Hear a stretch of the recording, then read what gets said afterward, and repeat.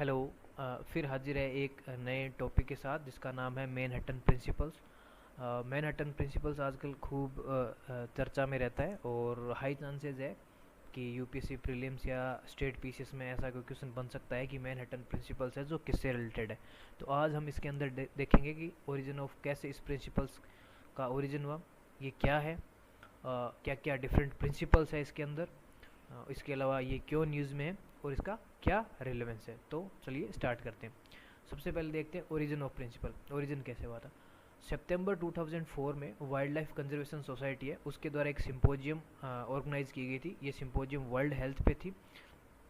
ये जो रोकेफेलर यूनिवर्सिटी है यूएस की, उसके द्वारा होस्ट की गई थी। इसके अंदर जो वर्ल्ड हेल्थ ऑर्गेनाइजेशन है, यूएनएफएओ है, centre for disease control and prevention है, इसके जो एक्सपर्ट्स हैं उन्होंने पार्टिसिपेट किया था।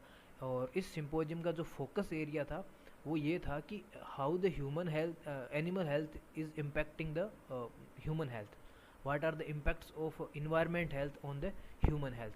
तो ये सब इसके फोकस्ड एरिया था। इसके दो रिजल्ट आए थे। पहला रिजल्ट था वन हेल्थ और सेकंड रिजल्ट था मैनहट्टन प्रिंसिपल। तो चलिए इनको वन बाय वन पढ़ते हैं। तो सबसे पहले अपन पढ़ते हैं वन हेल्थ को। वन हेल्थ है ये वाइल्ड लाइफ कंजर्वेशन सोसाइटी द्वारा दिया गया था, जैसा कि अपन पहले डिस्कस कर चुके हैं। उसके आगे देखते हैं कि वन हेल्थ होता क्या। नॉर्मली बिफोर दैट ये होता था कि ह्यूमन हेल्थ, एनिमल हेल्थ और जो इन्वायरमेंट हेल्थ थी उनको अलग अलग साइलों में देखा जाता था कि ये तीनों अपने आप में अलग चीज़ है। जो ह्यूमन हेल्थ की जो ट्रैकिंग या सर्वाइलेंस होती थी वो अलग होती थी, एनिमल हेल्थ और उनकी जो ट्रैकिंग और सर्वाइलेंस अलग होती थी। इसी तरह इन्वायरमेंटल, जिसमें अपन पोल्यूशन की बात करें तो उनका भी अलग होता था कि क्लाइमेट चेंज कैसे हो रहा है, उसको भी अलग देखा जाता था। लेकिन ये जो WCS है, वाइल्ड लाइफ कंजर्वेशन सोसाइटी, इसने कहा कि नहीं, हमारे देखने का नज़रिया हमें चेंज करना चाहिए। हम वन हेल्थ की बात करते हैं जिसके अंदर ह्यूमन, इन्वायरमेंट और एनिमल हेल्थ को इंटीग्रेटेड रूप में देखा जाता है।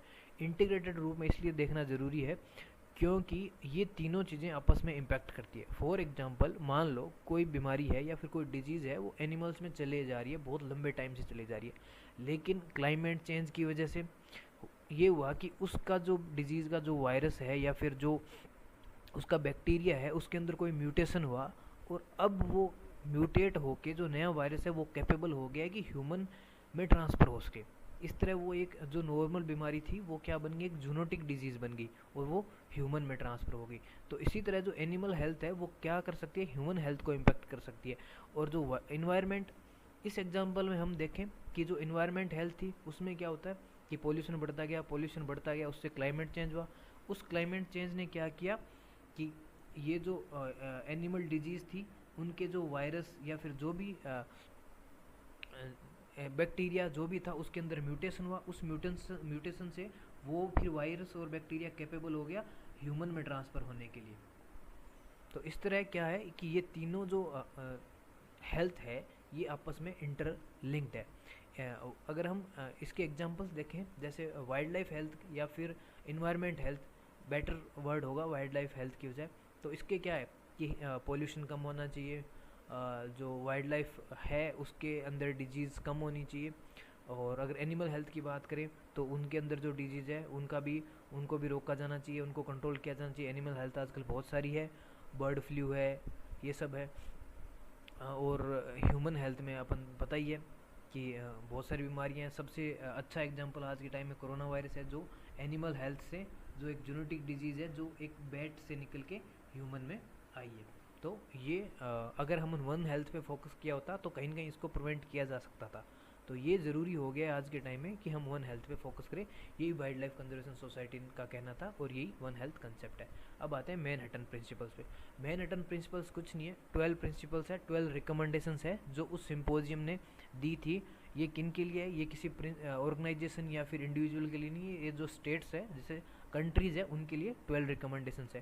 पहली रिकमेंडेशन ये है कि हर कंट्री या फिर हर स्टेट जो ह्यूमन, डोमेस्टिक एनिमल और जो वाइल्ड लाइफ हेल्थ है, ह्यूमन, डोमेस्टिक एनिमल और वाइल्ड लाइफ जो है उसकी हेल्थ है, उनके बीच में क्या एसेंशियल लिंक्स है वो हमें सबसे पहले रिकॉग्नाइज करना कि कैसे ह्यूमन हेल्थ है वो एनिमल हेल्थ को इफेक्ट कर रही है, कैसे एनिमल हेल्थ ह्यूमन हेल्थ को इम्पैक्ट कर रही है, और इन्वायरमेंट हेल्थ का भी इन दोनों पे क्या इफेक्ट है ये देखना है। दूसरा ये कि जो लैंड और वाटर यूज़ में चेंज हो रहे हैं उनका इम्प्लीकेशन क्या है हेल्थ में। अब लैंड और वाटर यूज चेंज क्या होता है, मान लो कोई लैंड पहले थी, पहले वाइल्ड कोई फॉरेस्ट लैंड है, तो वो किसके द्वारा, वो वाइल्ड लाइफ के लिए थी, वहाँ के जो फॉरेस्ट के जो एनिमल्स थे वो उसको यूज़ करते थे।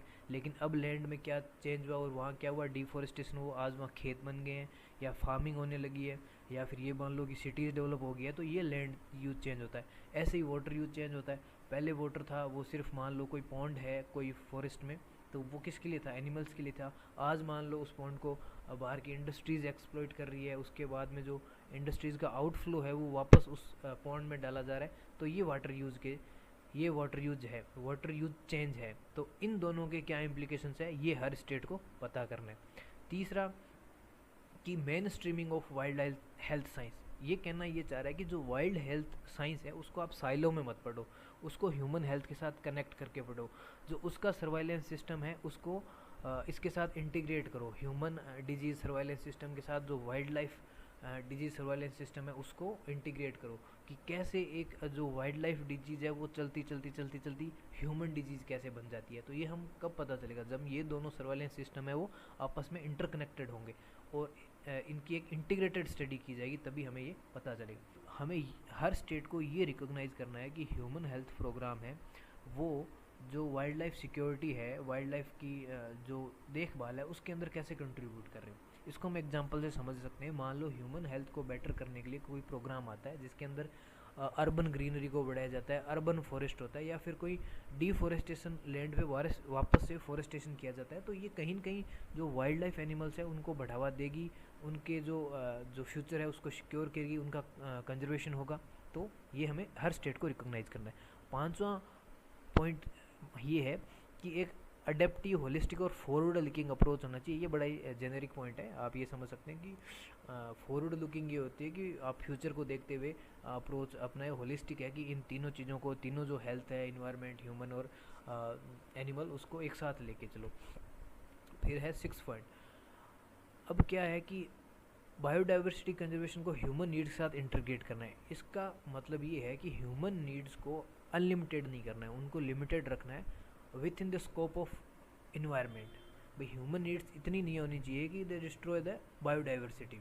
तो जो बायोडाइवर्सिटी कंजर्वेशन है, we have to integrate the biodiversity conservation with human needs. Human needs should be fulfilled without damaging the biodiversity, ये कहना चाह रहा है।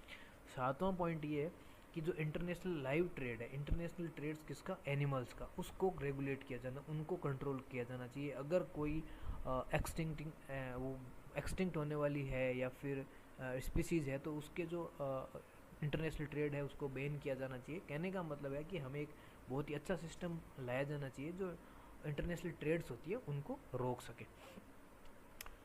अब mass killing of free ranging wild life species for disease control, इसको restrict करना है। Mass killing क्या होती है कि कोई डिजीज़ फैली किसी एनिमल में, तो हम क्या करते हैं, हमें पता चल जाता है कि इस एरिया में ये डिजीज़ फैली हुई है, तो उस एरिया के वो एनिमल जिसके अंदर कोई वो डिजीज़ फैली हुई है उन सबको मार दिया जाता है। सबसे अच्छा एग्जांपल है इसका बर्ड फ्लू। जब बर्ड फ्लू फैलता है तो जो ऐसे जो चिकन होते हैं उनको मास किलिंग होती है उनकी, ताकि ये बीमारी आगे नहीं फैले। तो इस मास किलिंग को क्या करना है, रिस्ट्रिक्ट करना है। ये मैनहट्टन का 8th प्रिंसिपल है।